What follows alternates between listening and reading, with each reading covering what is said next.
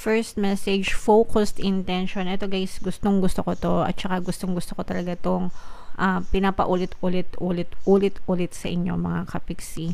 Keep your unwavering faith. Keep your unwavering thoughts, feelings, and actions focused on your target. And you will make your mark. Yung target na yun mga kapiksi, yun yung desire nyo, yun yung goal nyo guys, kung ano yung gusto nyong mangyari. And in reality mga kapiksi, whatever you focus on manifests.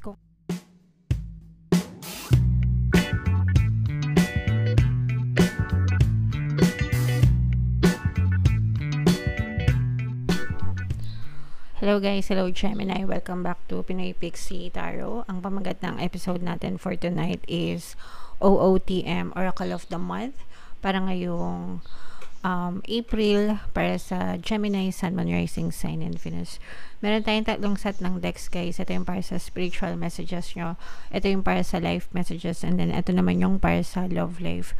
Combination guys ng positive and negative energy.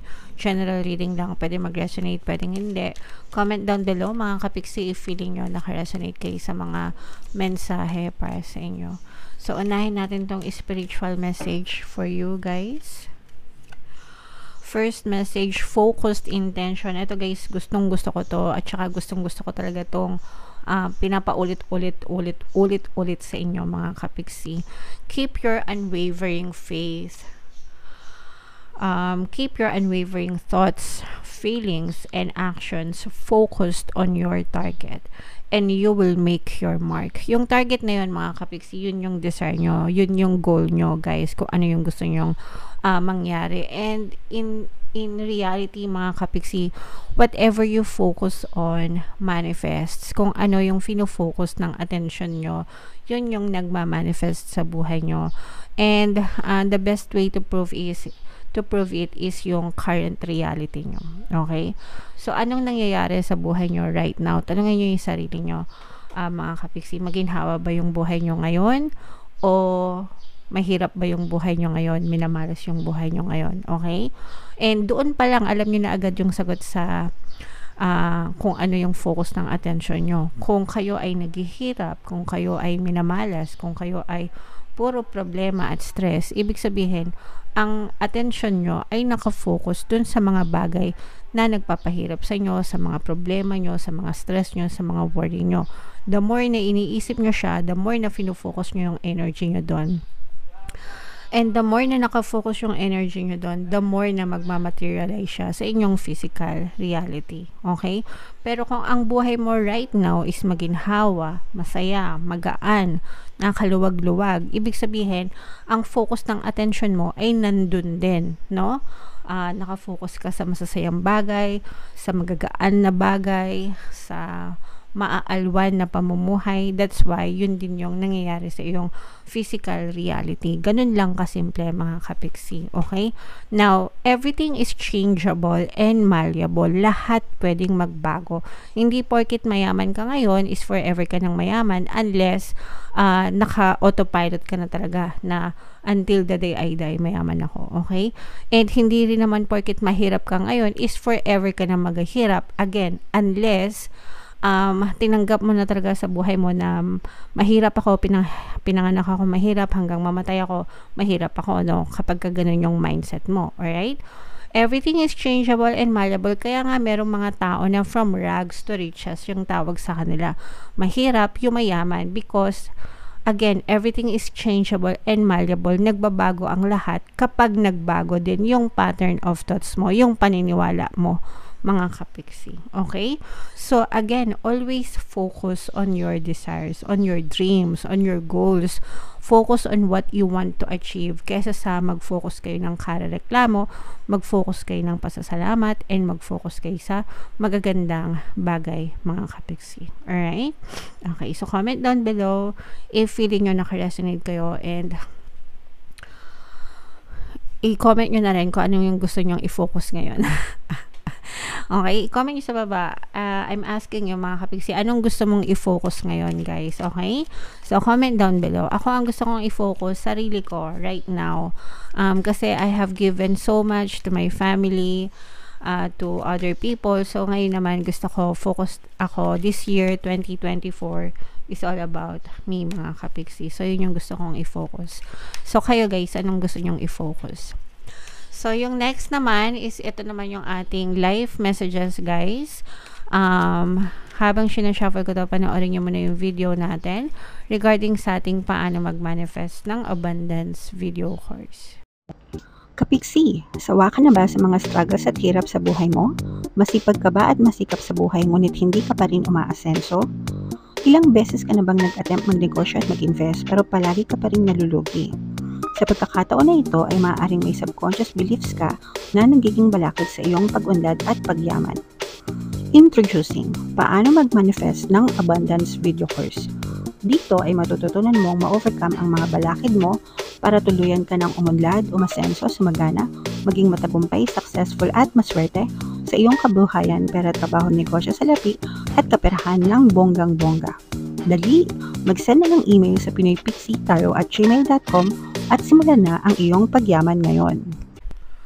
Alright. So, sabay-sabay tayo magpayaman guys ngayon 2024. Mag-avail na kayo ng course kasi sobrang ganda talaga niyan guys. And good news mga kapiksi, dahil ngayong March until March 31, magbibigay ako ng free 1 Pampaswerte Subliminal sa lahat na mag-avail ng course mga kapiksi. Kaya mag-avail na kayo. Sobrang ganda niyan guys. So, ito yung ating live messages para sa inyo. We have Treasure Island and we have No Life. So, unahin natin tong Treasure Island, mga kapiksino. Hindi na natin kailangan tumingin sa malayo, guys, para hanapin ang treasure. Sometimes, guys, nasa paligid lang natin sila and natitake for granted natin. Most of the time, yan yung mga taong nakapaligid sa atin. No? Natitake for granted natin or mga opportunities na nandyan lang, natitake for granted natin, mga kapiksi. Hindi natin binibigyan ng atensyon or panahon. Nakatingin tayo sa malayo, no? Hanap tayo ng hanap sa malayo pero nandito lang pala sa paligid natin. Okay, so walang problema na tumingin tayo sa malayo, mga kapiksi, no? Pero bago natin gawin yon, make sure na i-utilize nyo muna yung mga resources sa paligid nyo, guys. Kung wala talaga, sinubukan nyo ng lahat and wala talaga, tsaka kayo tumingin sa malayo, tsaka kayo sumubok sa malayong lugar, sa malayong bagay, mga kapiksi. Pero bago nyo gawin yon, make sure na in-exhaust nyo muna. Ibig sabihin, sinubukan nyo muna lahat ng pwede sa paligid nyo bago kayo lumabas. Alright? Okay.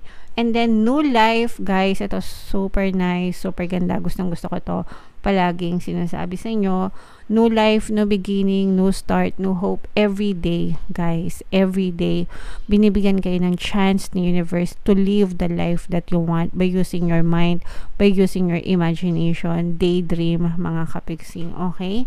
So, kapag kayo ay on a daily basis, paggising nyo pa lang, reklamo agad yung napapansin nyo, bugnutin agad kayo, mainit agad yung ulo nyo, stress agad kayo, sinasayang nyo yung araw na binigay sa inyo ni universe. Okay? Instead na magreklamo kayo, guys, be grateful. Yun yung the best way para ma-shift yung negative energy nyo into positive energy. Be grateful. Count all of your blessings, mga kapiksi. Alright? Count all of your blessings throughout the day. Salamat po. Meron pa kaming bubong. Ibig sabihin, may bahay pa kami. Salamat po. May sweldo pa yung asawa ko, nakabili pa kami ng pagkain. Salamat po. Kasi nabibigyan ko pa ng pambaon yung mga anak ko sa school nila. 'Di ba? All those little things, guys, and when you practice the habit of gratitude, sobrang magbabago talaga yung takbo ng mundo nyo. So, wag nyong sayangin, guys, no?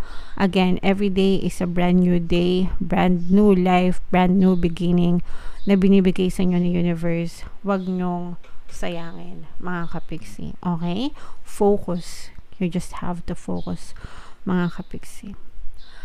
Alright, so comment down below if naka-resonate kayo dyan. Ito naman yung ating love life message, mga kapiksi. shuffle ko to. Habang sinashuffle ko to, guys, naka-flash sa screen nyo yung ating email coaching, Manifest Your Desires Using the Law of Attraction. If meron kayong mga specific na gusto nyong i-manifest, guys, pwedeng love and relationship, pwedeng money or career, pwede kayong magpabook ng email coaching session with me. Mag-send lang kayo, guys, ng email sa pinaypixitarot@gmail.com. Alright, so ito yung ating additional, ito yung love message natin, guys. So, unahin natin ito, guys. So, anong ibig sabihin nitong card na to? Only time will tell. Panahon lang ang makakapagsabi. Mga kapiksi, especially if your relationship is on the rocks, guys. Sometimes, may mga problema na hindi maiwasan sa relasyon. And kahit anong gawin mo sa physical reality mo, hindi umuobra, hindi pumapabor yung sitwasyon mo. Especially kung hindi naman nagbabago yung perception mo sa relationship mo and sa person mo.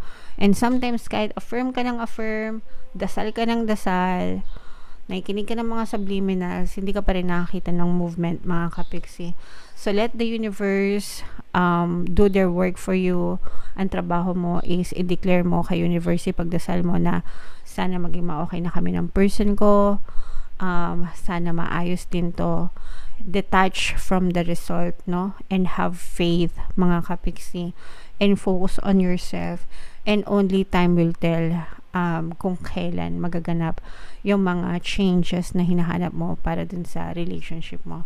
This is for those na struggling sa kanilang mga relasyon, mga kapiksi. Sometimes kahit anong pilit natin, nandyan na yung magalit ka, nandyan na yung dramahan mo, nandyan na yung iyakan mo, luhuran mo, nandyan na yung palayasin mo, pero parang wala nang epekto, diba? So, maybe it's time for you to take a step back, analyze if you really still want it, if you really still want the person, and then pray, diba? And then, let the universe do the magic for you. Okay? Panahon lang ang makakapagsabi. And then, ito naman, guys, this is parang, sexual union, no? This is for adults only, mga kapiksi. Honor the place in one another where you are one eternal soul. For there, you will find true bliss. Ito naman ay gift talaga. Para sa mga mag-asawa ito, mga kapiksi. So, if okay naman yung relationship nyo with your partner or specific person, why not? Kasi bonding nyo din yan, mga kapiksi. Alright? Okay. So, comment down below, guys, if feeling nyo nakaresonate kayo sa mga messages na to. And comment down below kung saang message kayo nakaresonate. Dito ba sa spiritual message? Dito ba sa life? Or dito ba sa love life message, mga kapiksi? Ito yung ating mga pampaswerte subliminal, guys. Pakinggan nyo na para maging maswerte talaga kayo.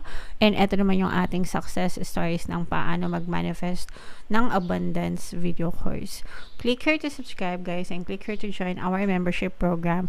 Thank you for liking, sharing, and subscribing, and see you again next time. I love you all. Have a nice day. Bye-bye.